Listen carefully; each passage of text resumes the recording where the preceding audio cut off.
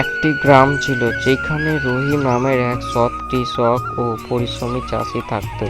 সে দিনরাত খেটে তার জমি চাষ করত। তার স্ত্রী জবা ছিল বুদ্ধিমতী ও দয়ালু। এই নিন, আপনার জন্য গরম খিচুড়ি আর তরকারি এনেছি।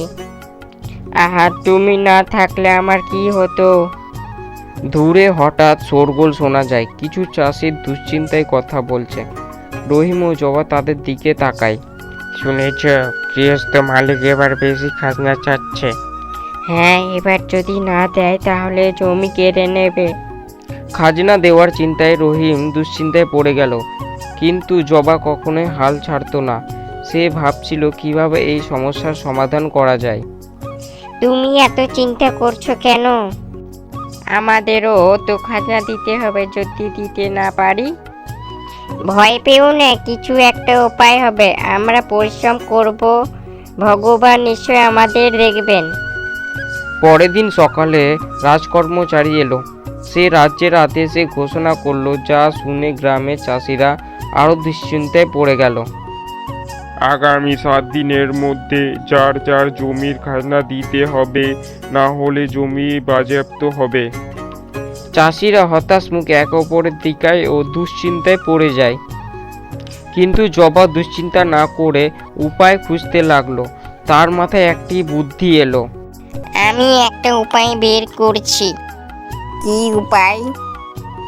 তুমি কাল হাটে যাবে, আমরা যা আছে তা বিক্রি করব, তারপর যা হবে দেখা যাবে। রহিম কিছুটা আশ্বস্ত হয়ে মাথা নেড়ে। পরের দিন রহিম হাটে গেল। সে যা পারল তাই বিক্রি করলো, কিন্তু তাতেও খাজনার টাকা হলো না। সে হতাশ হয়ে বসে পড়ল। এইভাবে তো কিছুই হবে না।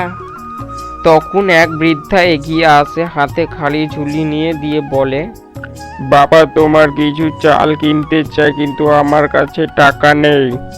রহিম একটু ভাবলো, তারপর কয়েক মুঠো চাল দিয়ে দিল। বৃদ্ধা কৃতজ্ঞ ও রহিমকে আশীর্বাদ করে চলে গেল। রহিম বাজার থেকে ফিরে এলো, কিন্তু তার হাতে পর্যাপ্ত টাকা নেই। সে হতাশ, কিন্তু জবা তার বিশ্বাস হারালো না। আজ যা বিক্রি করলাম তাতেও খাজনার টাকা উঠলো না। তুমি দান করেছো, নিশ্চয় তার প্রতিদান পাবে। পরের দিন সকালে রহিম তার জমিতে গিয়ে দেখে সেখানে চকচকে সোনার মুদ্রা পড়ে আছে। এ তো অসম্ভব। সে দৌড়ে বাড়িতে আসে, জবাকে দেখায়।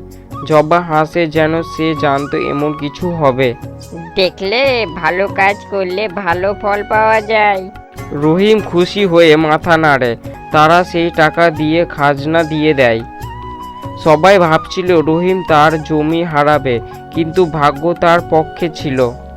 তুমি কোথা থেকে এত টাকা পেলে, রহিম? পরিশ্রম আর সততার ফল, প্রভু। এইভাবেই সততা, পরিশ্রম আর ভালো কাজের প্রতিদান পাওয়া যায়। রহিম ও জবা সুখে বসবাস করতে লাগলো।